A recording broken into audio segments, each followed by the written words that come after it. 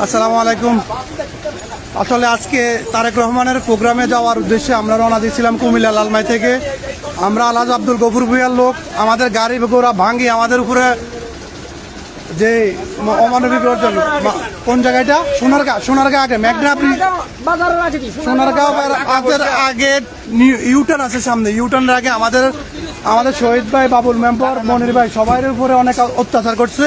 ওরে আমাদের গাড়ির প্রত্যেকটা গ্লাস ভেঙে আমাদের মোবাইল সব নিয়ে গেছে। আমি পিছনে মোবাইল ফালার কারণে গাড়ির চাবিটাও নিয়ে গেছে। আসলে আজকের এই সময় আমাদের রোডে নিরাপত্তা নাই। আমি আসলে এদেশে কিভাবে বসবাস করবো? একটা গণতান্ত্রিক সরকার প্রতিষ্ঠা না হলে আজকে এই সময় জীবনে আসলে এই সময় এসে কল্পনা করে না যে বাংলাদেশের এই অবস্থা। দেখেন কিভাবে ওরা আমাদের গাড়ি ভাঙচুর করছে, আমাদের ভাই আমাদের কাছে সহযোগিতা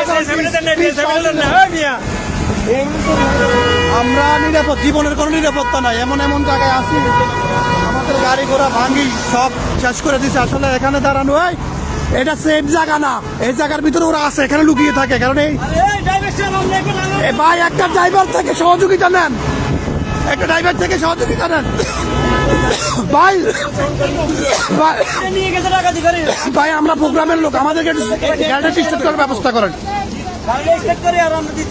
ভাই গাড়িটা কোথাও স্টার্ট করার ব্যবস্থা, প্লিজ আমাদের গাড়িটা একটু স্টার্ট করেন।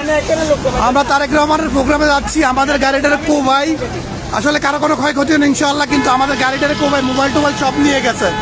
আসলে এদেশে এই সময় এসেও যদি আমরা এরকম বিপদে থাকতে হয়, তাহলে আমরা কার কাছে বিচার চাবো? ভাই প্লিজ